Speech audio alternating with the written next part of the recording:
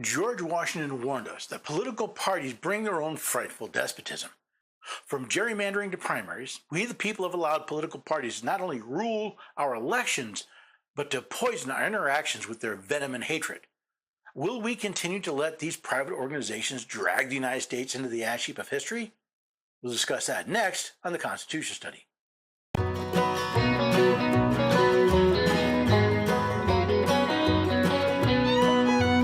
Love the neighbors and have a few good friends. Every day we're everyday Americans. Oh, every day we're everyday Americans.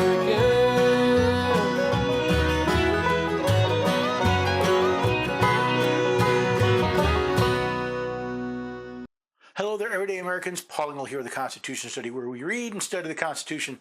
Teach our next generation to be free. Glad you could join me today. For my entire life, elections have been run by the political parties, primarily the main two, the donkeys and the elephants. But is that the way it was supposed to be? Is that the way this system was designed, or have they corrupted the system? That's what I want to get into. Now, if you want to find out more, I recommend you head to the website, constitutionstudy.com. Find this article. You'll find all my sources with links to where I found them so you can double check my work. It's where you can support the work that we're doing and sign up for mailing lists. There's a lot more, and I'll talk more about that at the end of the episode. But for now, let's get into the question of political parties and their frightful despotism. Contrary to what I hear so often, a two-party system is not what our founding fathers designed. In fact, many of them spoke out against political parties. Among the numerous advantages promised by a well-constructed union, none deserves to be more accurately developed than its tendency to break and control the violence of factions. The instability, injustice, and confusion introduced into the public councils have, in truth, been the mortal disease under which popular governments have everywhere perished. James Madison said one of the advantages of a well-constructed union is the ability to control the violence of factions. So what does he mean by a faction? By a faction, I understand a number of citizens, whether amounting to a majority or a minority of the whole, who are united and actuated by some common impulse of passion or of interest, adverse to the rights of their other citizens or to the permanent and aggregate interests of the community.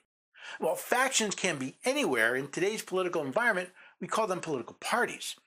George Washington, in his farewell address, warned us about the dangers of these parties. The alternate domination of one faction over another, sharpened by the spirit of revenge, natural to party dissension, which in different ages and countries has perpetuated the most horrid enormities, is itself a frightful despotism. Political parties are nothing new, and certainly not unique to the United States. A quick look at recent history shows not only how the political parties dominate each other, but how their visceral hatred leads both to horrid behavior and its own despotism. But this leads at length to a more formal and permanent despotism. The disorders and miseries which result gradually incline the minds of men to seek security and repose in the absolute power of an individual, and sooner or later the chief of some prevailing faction, more able or more fortunate than its competitors, turns this disposition to the purposes of his own elevation on the ruins of public liberty. What Mr. Washington described has certainly been shown to be true in the last few years. Attacks, both verbal and physical, on opposing parties has led to everything from criminal break-ins to riots and violence. Oddly enough, while many political parties claim to represent the people, their actions usually induce people to find a strong man who can protect and lead them. This also leads to a team mentality, where people will do whatever it takes for their team to win.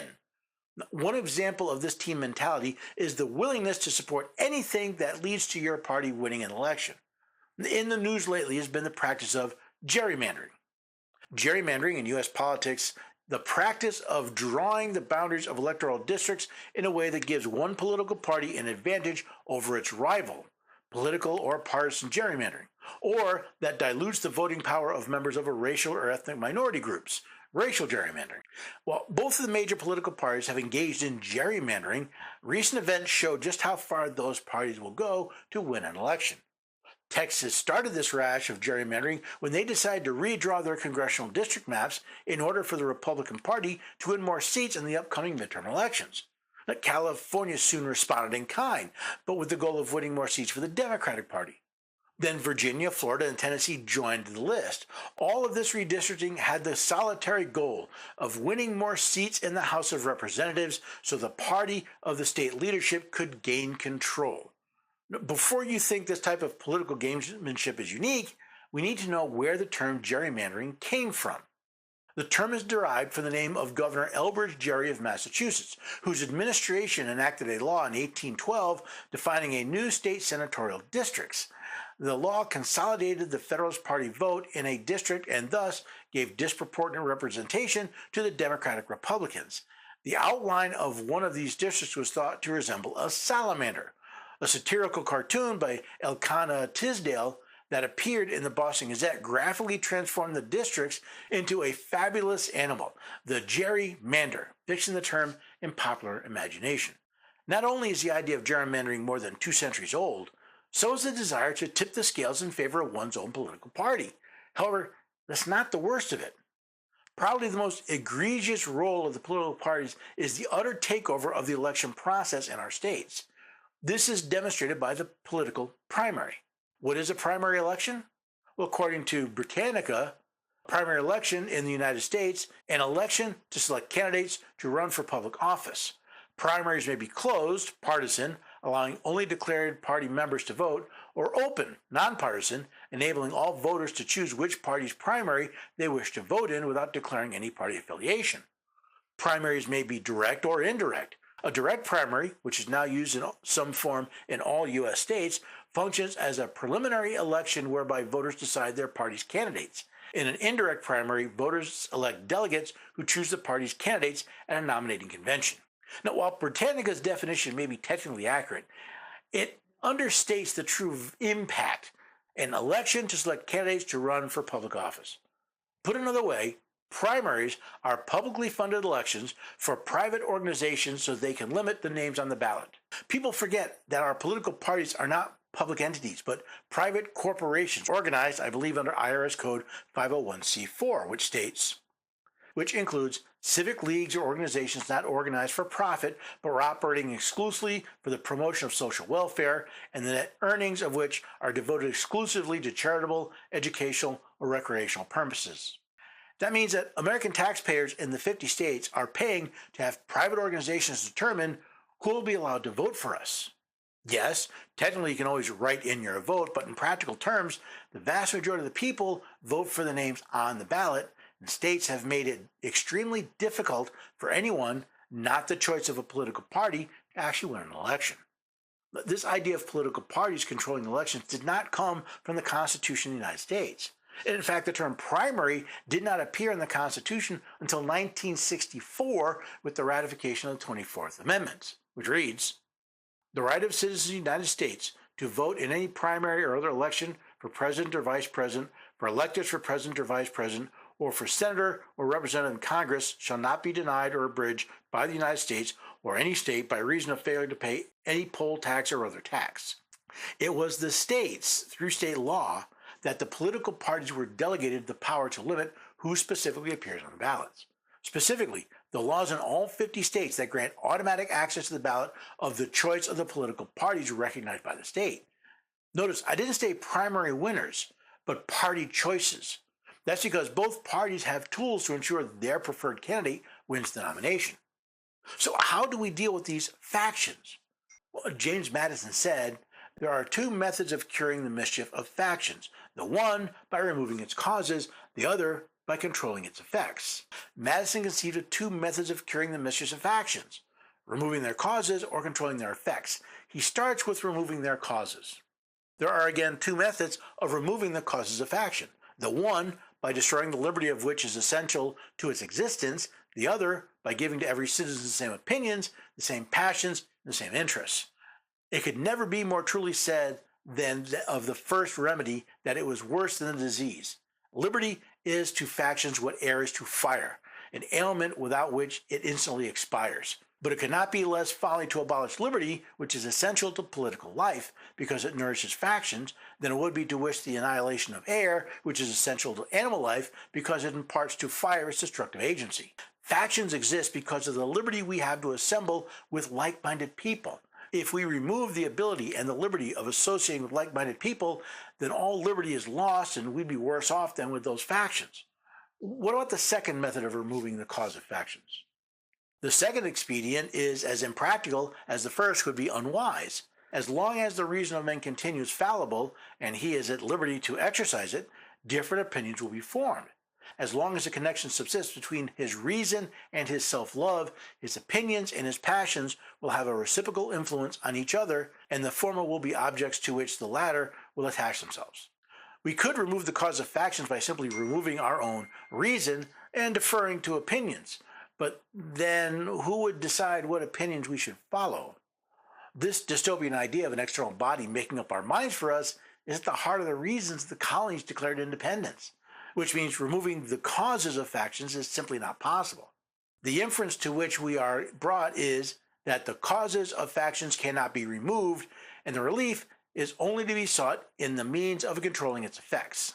So how do we control the effects of factions? Well, Mr. Madison went into a discussion of the value of a Republican form of government over a Democratic one. We are still left with the question of how do we limit the effects of factions in our modern republic?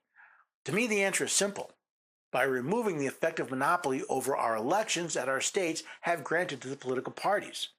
Without the exclusive power to determine who is on the ballot, the opportunity for challengers, both from within and without, not only means more choices on the ballot, but a better representation of the people's opinions.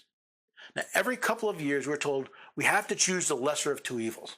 Not because better choices aren't available, but because the political parties have limited our choices. There can be no greater example of this than the recent elections for President of the United States. Candidates who had the support of the people were pushed aside in favor of those who control the political parties. Candidates who once touted one position suddenly changed their minds in an effort to gain support of the party, and by extension, the party's money. George Washington warned us that this would be the outcome of the spirit of party. It serves always to distract the public councils and enfeeble the public administration. It agitates the community with ill-founded jealousies and false alarms, kindles the animosity of one part against another, foments occasionally riot and insurrection. Can you find a better description of what party dissension has brought to our republic? Public officials distracted from their oaths and duties to the causes of their party. Public policies molded not for the public good, but to assist the party in the next election. And who can ignore the animosity shown by the partisan attacks of the congressional baseball practice, assassination attempts on public officials, and the deranged hatred of those opposing a party? When stories of families who no longer gather for Thanksgiving dinner or who boycott a wedding simply because someone of an opposing party is involved, how can we not call this state of affairs a frightful despotism?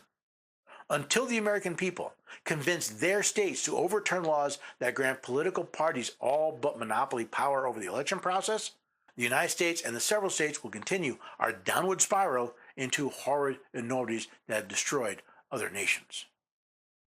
Our two-party system is not law. It's not from the Constitution.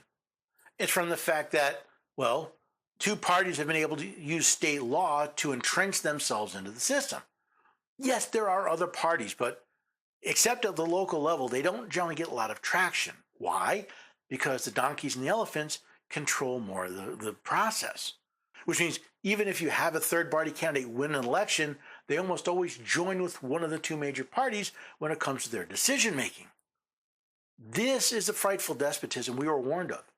This is the frightful despotism that has led to the Trump assassination attempts, the attempt to kill the Republican team at the congressional softball practice, that has led to the Watergate break-ins and, well, just all manner of insanity, from ballot stuffing to other forms of manipulating elections.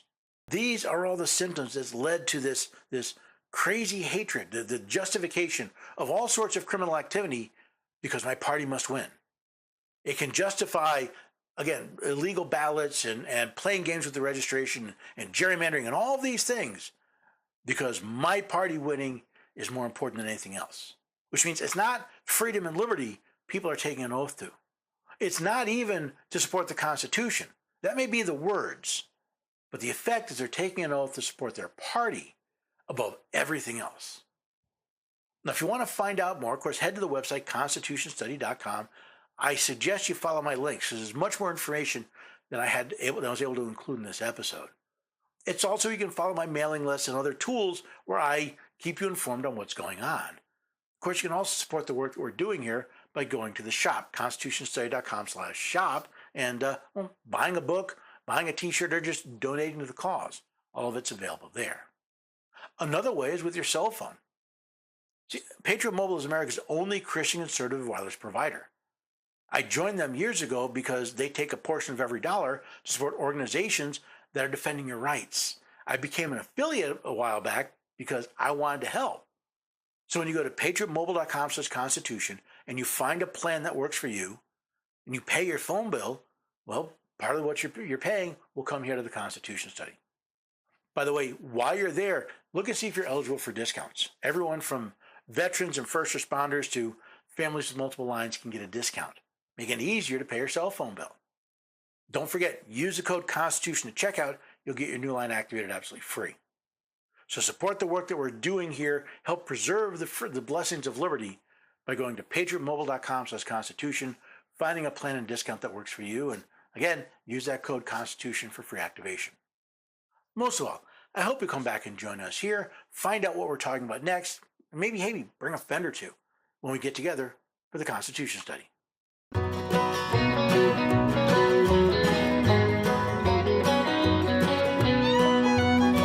your neighbors and have a few good friends. Every day